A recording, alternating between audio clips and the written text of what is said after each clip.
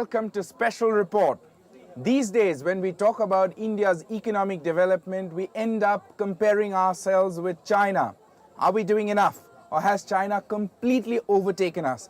Join us as we travel to Beijing to try and find out these answers.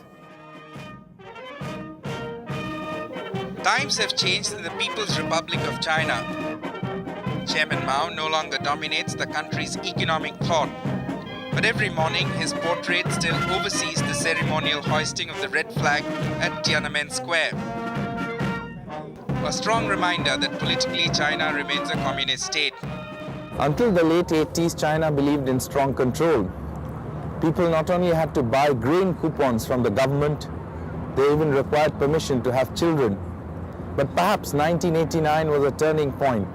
The pro-democracy protests here by the students at the Tiananmen Square drastically opened up the Chinese economy, even if their political system has remained the same.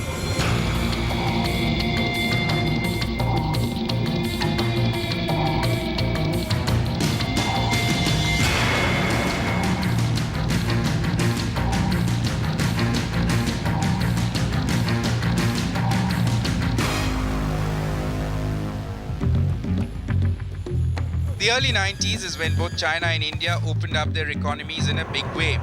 A decade and a half later, China seems to be moving ahead in the fast lane. A comparative study between the two countries by management consultants Morgan Stanley says India needs at least 10 years of reforms to catch up with today's China. In 1982, the average income of a Chinese was $275, $5 lower than an Indian's. 20 years later, the average income for a Chinese has gone up to $1,086. But for an Indian, it is half the figure. On an average, the Chinese economy has grown by 9.7% every year since the 90s. The Indian economy has grown only 5.8%.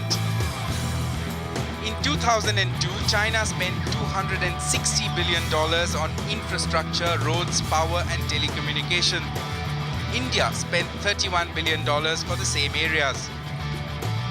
So far, foreign investors have poured over $72.4 billion in China. In India, a little over $40 billion. So how do these figures translate in China? Hong Kong and Shanghai aren't the only cities that can boast of world-class infrastructure. Drive around Beijing and you'll realize why China is now the fourth largest economy in the world. The city skyline, dotted with high-rises and skyscrapers, has been transformed in the last 10 years and will continue to change rapidly in preparation for the 2008 Beijing Olympics. Political leadership has a lot to do with the speed at which these high-rise buildings have come up in Beijing. If the government decides that an old building needs to be demolished and a new one has to come up, all it has to do is to offer a few alternatives to the people residing in these old buildings. And if the people do not like these alternatives, they could well go to the court. But the court has to decide the case within 3 months. And even there, the dispute could be only over compensation. Once the government decides that an old building has to go, it has to go in China. I can understand the wow factor. And it's not just people who are coming from other developing countries that are experiencing this. People who come to China for the first time from the developed world are also quite impressed with what's been done. They have been through exactly the problems that we had. Whether the telephones, it was a 3 months waiting period. You had to have a jugaad, you got a telephone. Present day, when I look at you, whatever that you think of, they have thought of it. Whether it's an infrastructure, it's a basic needs, it's a power supply, it's whatever. And you really say, wow.